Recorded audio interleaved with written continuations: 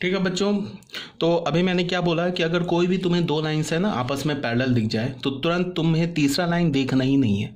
तीसरा लाइन चाहे पैरेलल हो जाए, चाहे कोइंसाइड कर जाए, चाहे नॉन पैरेलल हो जाए पहले दो लाइन्स के, तब भी सिस्टम ऑफ इक्वेशन क्या होगा, इनकंसिस्टेंट होगा एंड हैव नो सॉल्यूशन। ठीक है, तो ये तो दो, सेकेंड और थर्ड तो हमारा डिस्कस हो गया। अब आ जाओ फोर्थ केस में। मान लो कि तुम्हें कोई भी दो लाइन कॉन्साइड दिख जाए कि दो लाइन कॉन्साइड हो गया, तो यहाँ पे तुम्हें तीसरा लाइन अब चेक करना होगा।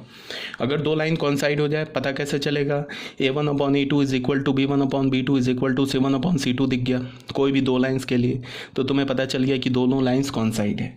अब तुम देखोगे कि तीसरा लाइन क्या है। अगर तीसरा लाइन पहले दो लाइन जो कॉन्साइड हो रहे हैं ना उसके पैरेलल एंड डिस्टिंक्ट हो जाए तो system of equation is inconsistent, ये केस हो जाएगा and have no solution.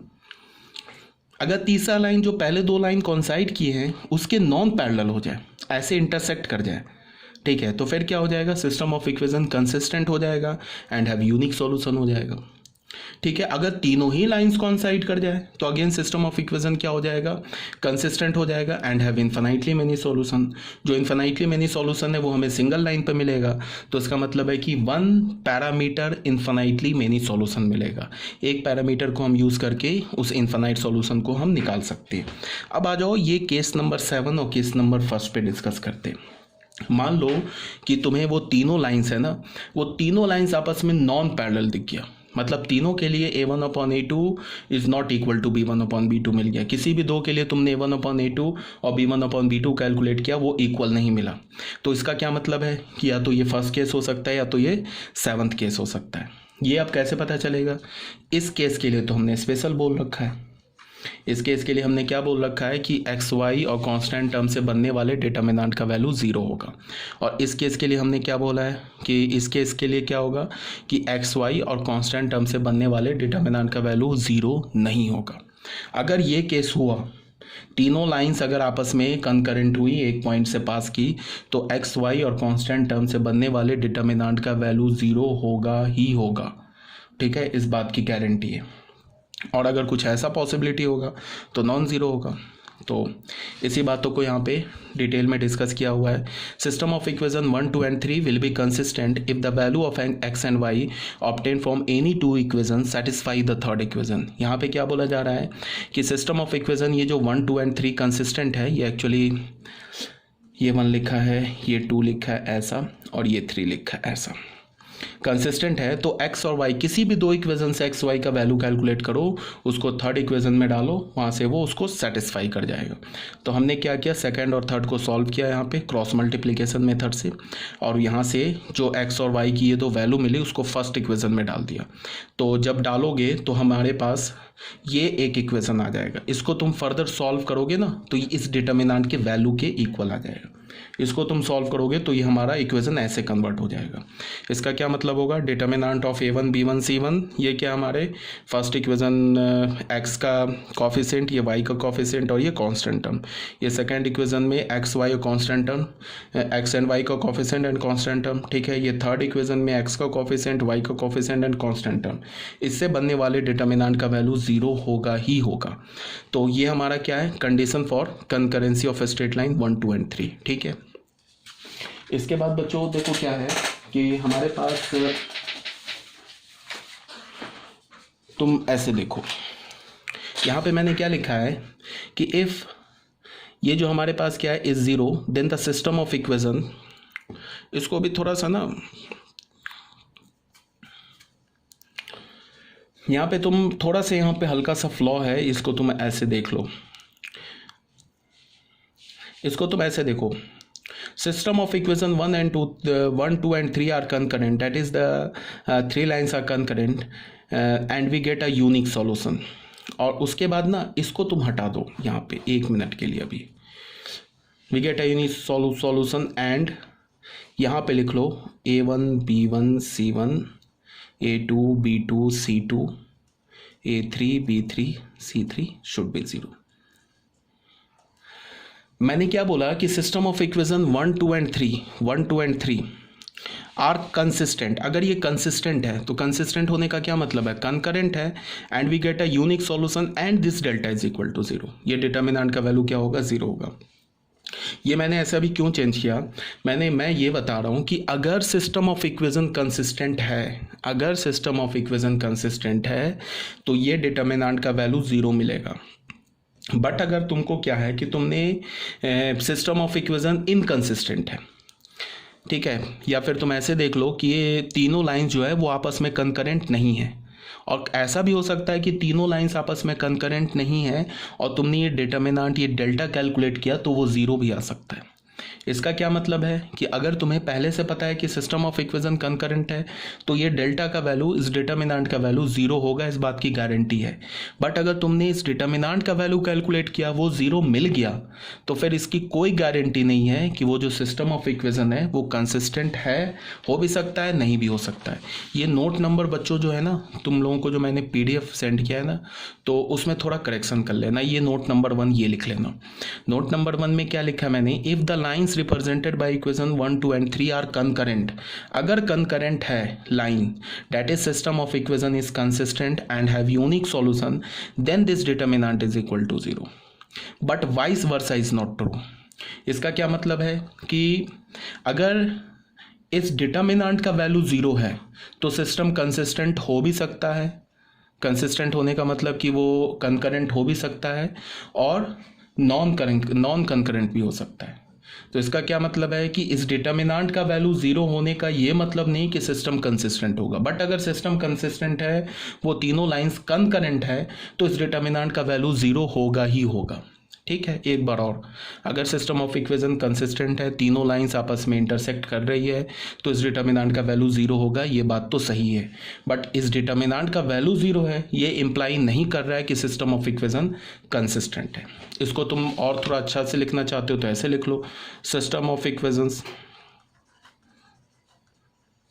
1, first, second and third जो हमारे पास है ना, are consistent, that is lines are concurrent। अगर लाइंस कंकरेंट है तो ये जो बात है ना, ये इम्प्लाई कर रहा है कि ये जो हमारे पास A1, A2, A3, B1, B2, B3, C1, C2, C3 is equal to zero. But if यहाँ पे अगर A1, B1, C1, A2, B2, C2, A3, B3, C3 अगर ज़ीरो है तो ये नहीं इम्प्लाई कर रहा है कि सिस्टम ऑफ इक्वेशंस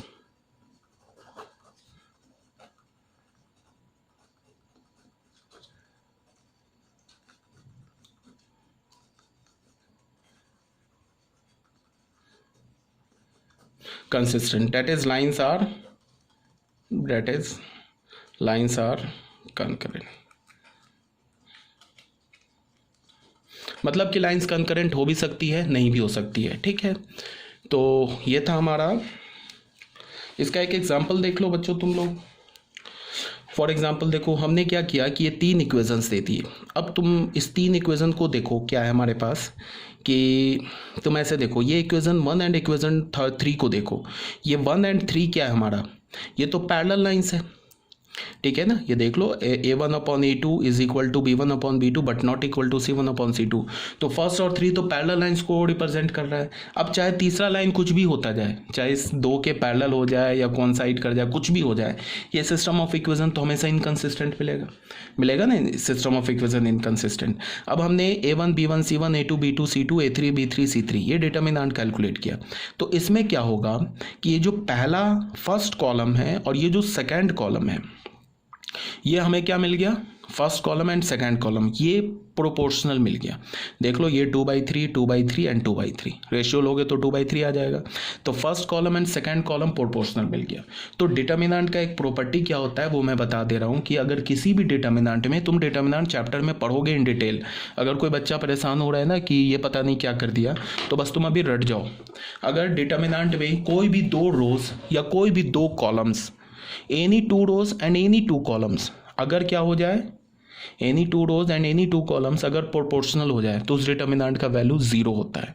ठीक है, तो वही हमने प्रॉपर्टी यूज़ किया है। ऐसे तुम कैलकुलेट करके देख लो, इस डिटर्मिनेंट का वैल्यू तुम्हें जीरो मिलेगा, बिकॉज C1 एंड C2 ये जो दो कॉलम्स है ना, ये आपस में प्रोपोर्शनल हो गए, तो डिटर्मिनेंट का वैल्यू जीरो मिलेगा। But clearly equation 2 and equation 3 represented two parallel lines and hence the system of equation is inconsistent, that is no solution. मतलब क्या है कि ये 2 और 3, ऐसे 2 और 3 भी देख लो, 2 ये क्या होगा 2 और ये 8/9, 2 और 3 भी हमारा पैरेलल है। ठीक है ना, तो ये क्या हो जा रहा है हमारे पास सिस्टम ऑफ इक्वेशन। ये एक्चुअल कैसा केस चल रहा है, ये एक्चुअल ऐसा केस है, ये जो तीनों लाइंस है ना, ये तीनों लाइंस डिस्टिंक्ट एंड पैरेलल है, ये तीनों लाइंस डिस्टिंक्ट एंड पैरेलल है, तो ऑब्वियस सी बात है कभी भी ये कंसिस्टेंट नहीं हो सकता। बट डिटर्मिनेंट का वैल्यू जीरो हो गया। यही बात मैं भी तुम्हें समझा रहा था, यही बात मैं बोल रहा था कि अगर सिस्टम ऑफ इक्वेशन कंसिस्टेंट है, कंकरेंट है, तब डिटर्मिनेंट का वैल्यू जीरो होगा। ये बात तो सही है, बट डिटर्मिनेंट का वैल्यू जीरो होना इस बात को इम्प्लाई नहीं कर रहा है कि तीनों लाइंस जो है वो कंकरेंट है और सिस्टम ऑफ इक्वेशन कंसिस्टेंट है। ठीक है, ये बात कई बार बोल दिया मैंने, अब तो क्लियर होगा आप लोगों को। ये हो गया हमारा पेज नंबर 137। अब बच्चों आ जाओ पेज नंबर 138 पर। इसमें क्या है, ये एक बेसिक क्वेश्चन है, इसको देख लो। Find lambda if the system of equation this and this are concurrent. क्या बोल रहा है कि फाइंड लैम्डा, लैम्डा का वैल्यू निकालो अगर ये तीनों system of equation are concurrent. ठीक है, कंकरेंट बोलने का मतलब कंसिस्टेंट, यूनिक सॉल्यूशन।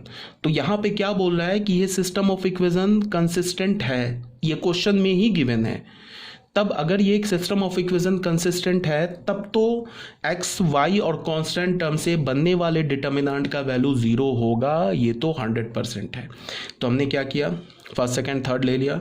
यहाँ से ये तुम कैलकुलेट कर लेना, if the system of equation 1 2 and 3 are consistent, then यहाँ से लैम्डा 2 लैम्डा 3 2 - 1 7 1 1 4 ये डिटर्मिनेंट बना लिया, और डिटर्मिनेंट को जीरो से इक्वेट करके यहाँ से हमने लैम्डा का वैल्यू 9/13 निकाल लिया। ठीक है, तो अब मैं इसे क्या बोल सकता हूँ, यहाँ पे थोड़ी सी एनालिसिस है, इसको देख लो। लैम्डा का वैल्यू 9/13 है, तो क्या होगा, ये जो हमारा डिटर्मिनेंट है ये ज़ीरो हो जाएगा।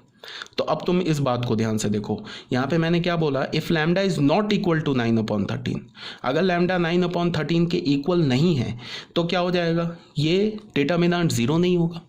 यहाँ से हमने डिटर्मिनेंट को जीरो करके निकाला ना, लैम्डा इज इक्वल टू 9/13। अगर लैम्डा 9/13 के इक्वल नहीं है तब तो ये डिटर्मिनेंट का वैल्यू जीरो नहीं होगा। अगर ये डिटर्मिनेंट का वैल्यू जीरो नहीं होगा तब तो ये सिस्टम ऑफ इक्वेशन कंसिस्टेंट नहीं होगा। ठीक है, तो यही बात को यहाँ पे लिखा हुआ है, if lambda is not equal to 9/13 then the system of equation is inconsistent, and if lambda is equal to 9/13 then the system of equation may be consistent और मे नॉट बी कंसिस्टेंट। अब यहाँ पे बात को ध्यान से सुनो, अगर लैम्डा का वैल्यू 9/13 नहीं है, ठीक है, तो ये डेल्टा जो है ना, ये डेल्टा मैं बार बार किसको बोल रहा हूँ, इस डिटर्मिनेंट को। ये जो डिटर्मिनेंट है ना, ये ज़ीरो नहीं होगा, और डिटर्मिनेंट अगर ज़ीरो नहीं है तो सिस्टम ऑफ इक्वेशन कभी भी कंसिस्टेंट नहीं हो सकता है।